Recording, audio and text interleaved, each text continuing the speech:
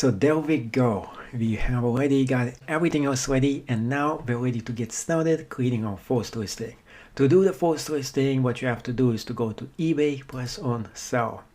When you press on sell, you gotta sign in into your account. After you sign in into the account, next thing for you to do is to press on create a listing. Then choose single listing. After you choose this, you gotta type in what exactly is the item that you'll be selling. Or you can go and browse the categories. Let's just type in the item that we're gonna be selling, which is gonna be just a Lego building toy. So when you type in the item that you're selling, it automatically loads up the category for it. Or of course, you can go and press on browse categories. In browse categories, you can go and select the specific category that you actually want for this item. So if whatever you type in doesn't find you the correct category, you can use the browse category instead. But since it did, all we have to do next is to go press on get started, and over here sometimes we get already a listing that is been created for us. So if you're selling something that is already in the catalog, you can easily just go and press on select and post it up. If it's not included in the catalog, you have to go all the way to the bottom and press on continue without selecting a product. And now you're going to get everything else ready for the listing. So we have everything else in here, such as the title, subtitle, which I don't suggest for you to use because you have to pay an extra $3 for this to be here. It is good if you want to highlight a very expensive item that is worth for you to highlight out of all the other listings and to make it stand out. 99% of the time, you would not be using a subtitle. Custom label is something that if you want to label this thing and to help this item to be found a lot faster, some products have a custom label to them. Most of the time, you'll not be using a custom label either, especially since you'll be drop shipping from Alibaba. Next thing is the categories. If the category is incorrect, you have a chance over here to search for the correct category or find a better suited category instead.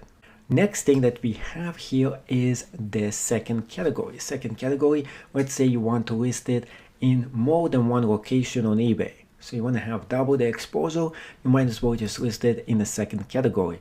There is twice as much chances for you to sell this product, but of course you're going to be paying a lot more fees because you're selecting another listing. So you're actually having two listings instead of one.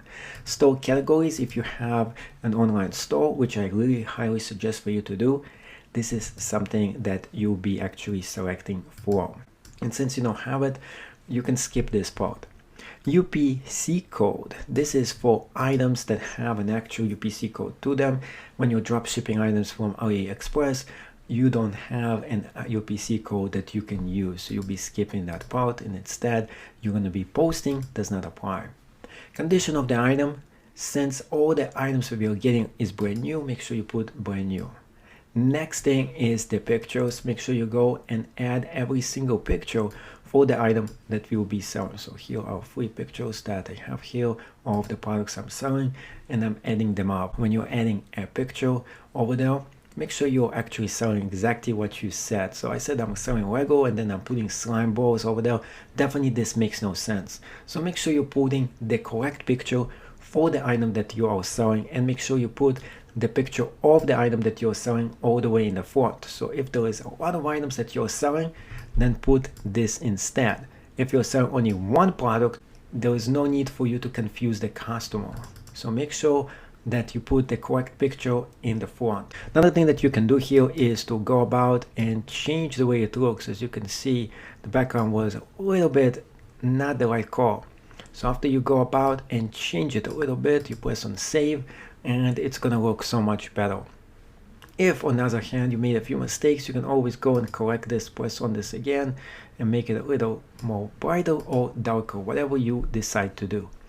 If you want even more enhancement for this item to stand out in the search, you can display a larger picture results with the Gallery Plus feature, which is $2 extra for you to pay. Another thing we can do here is to add additional details to the item, such as the brand itself, which is going to be the logo. Next thing we're going to be doing is making sure we fill up the rest of it. And sometimes you're going to have something called MPN, which is a product that has its own serial number and so on. This is another thing that you don't have to worry about if you sell products from AliExpress and you have to post it in, does not apply. Otherwise, it won't let you list this product up. Another thing that you might have is the specific year this product was actually manufactured, which is 2018. Next thing is the item description. This is the most important part of the actual listing. Make sure you put in all the details, when this product was created, what time it was created, and so on. As much details as you can about the product will enhance your listing and more likely to get you sales, along with the product photography. The selling format, there is two different formats here, which is fixed price, and most of the time you'll be using the fixed price and the auction style. Since we'll be using the fixed price, this is what we're choosing.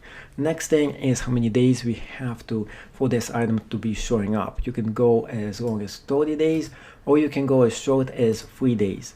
I suggest for you to play around and see which one works best for you. 7 days is actually pretty good in case you want to show people that it ends in a week and therefore they have to go and buy this product right now. Then make sure you post the actual price of the product and make sure you add extra money to it, so you're going to be getting a margin for the sale. So if you do it too cheap, you're not going to get any money. Since you're drop shipping the item, you want to get paid for the product. Everything else here is pretty much self-explanatory. Also make sure that the business policies is correct. So you add the PayPal payment in here, the shipping method, you'll be creating a shipping method that works for you, and the return policy, which is no returns accepted for the 205 listings that I actually have listed up right now.